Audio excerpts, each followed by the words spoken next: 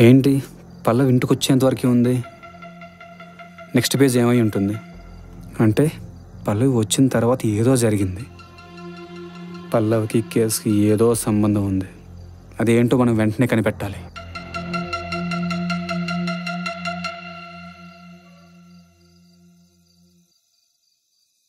Sir tea తాగండి sir.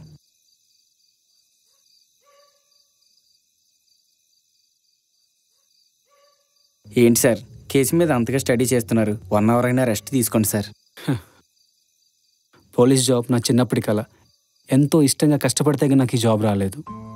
డ్యూటీలో join అయ్యి 1 మంత్ కూడా కాలేదు. ఇది నా మొదటి కేసు. దీన్ని ఎలా అయినా సాల్వ్ చేయాలి. అప్పుడే మిగతా కేసుని ఎలా సాల్వ్ చేయాలో ఒక ఐడియా వస్తుంది. మీ పట్టుదల చూస్తుంటే ఖచ్చితంగా ఈ కేసుని సాల్వ్ చేస్తారు సార్. అది సరే, నువ్వు కూడా ఈ కేసు గురించి చాలా కష్టపడుతున్నట్టున్నావు. చాలా టైం అయింది, ఇంకా ఇంటికి వెళ్ళలేదు.